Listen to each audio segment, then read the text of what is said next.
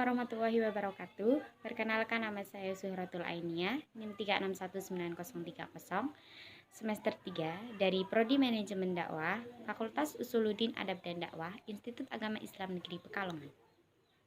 Di sini saya akan menjelaskan sedikit tentang isi dari mini riset saya mengenai vaksin meningitis bagi jemaah haji dan juga umroh.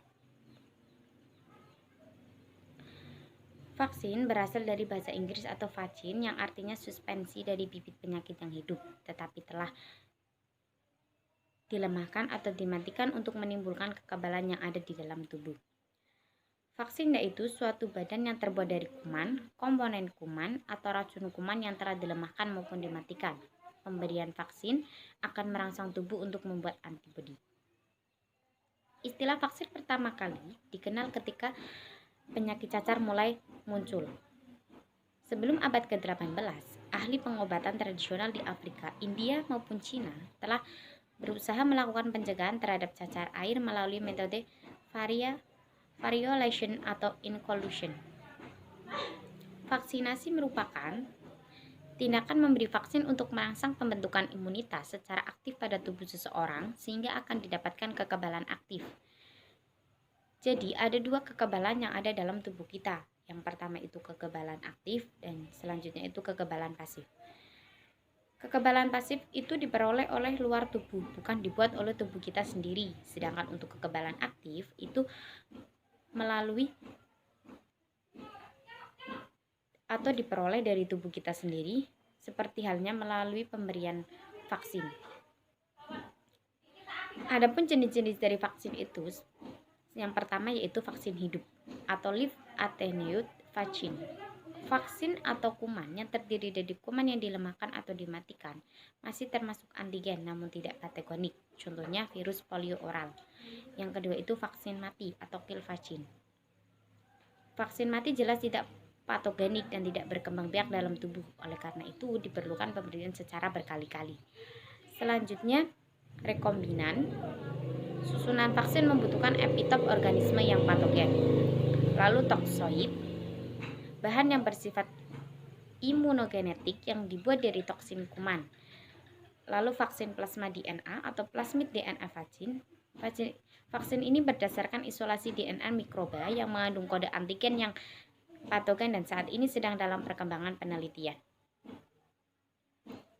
Sedangkan untuk meningitis itu sendiri, yaitu peradangan yang terjadi pada meninges, yaitu membran atau selaput yang melapisi otak dan syaraf tunjang. Meningitis dapat disebabkan berbagai organisme seperti halnya virus, bakteri, maupun jamur yang menyebar masuk ke dalam darah dan berpindah ke dalam cairan otak. Meningitis itu ada yang namanya meningitis meningokokus, yaitu penyakit radang selaput otak serta selaput sumsum tulang belakang yang terjadi secara akut dan cepat menular. Penyebaran penyakit meningitis sangat cepat sehingga dapat mengakibatkan kejadian endemik atau angka kejadiannya selalu ada setiap tahunnya meskipun dalam jumlah yang kecil. Lebih lagi dari setengah kasus terjadi pada usia 1-10 tahun dan paling banyak terjadi pada usia kurang dari 2 tahun. Kejadian meningkat lagi pada usia 15-24 tahun. Pada usia 45 tahun, kejadiannya sudah mulai berkurang. Penularannya umumnya itu melalui kontak langsung dengan karir atau karir itu yaitu orang yang membawa penyakit. Lalu untuk masa inkubasinya bervariasi antara 2-10 hari dan umumnya 3-4 hari. Wabah meningitis meningokokus dapat terjadi dalam suatu lingkungan atau kerumunan seperti asrama mahasiswa, perkemahan militer, atau sekumpulan orang yang berdekatan atau kerumunan orang. Gejala meningitis itu sakit dan nyeri kepala berputar dengan intensitas berat, berlangsung hingga berjam-jam bahkan berhari-hari, disertai dengan leher terasa kaku, demam akut, gangguan kesadaran, kejang mual, bahkan perubahan sensorium. Ringkasannya, gejala meningitis itu terdiri dari sakit kepala, demam, bahkan kaku kuduk. Untuk mengenai pengobatan meningitis, bagi masalah perkembangan dengan melakukan pemantauan dengan melihat fungsi bicara, fungsi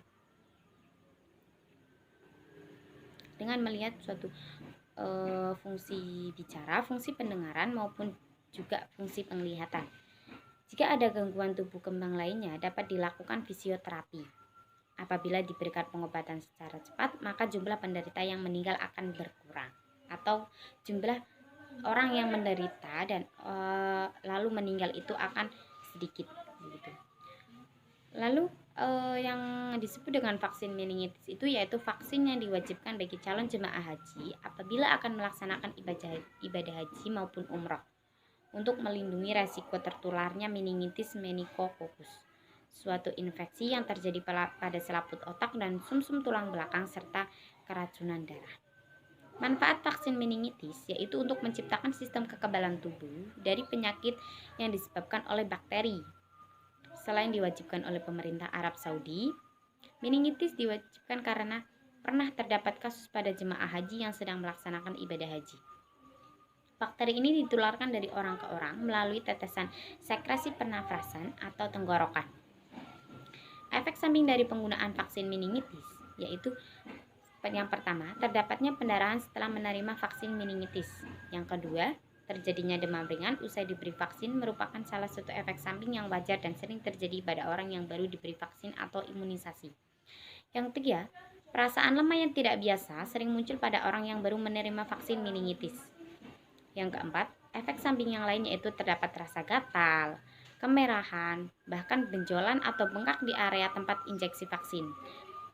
Untuk mengurangi efek samping yang seperti ini, dapat menyediakan es batu untuk mengompres bagian yang bermasalah. Namun jika sakit tidak kunjung reda, maka segera hubungi dokter untuk diagnosa lebih lanjut.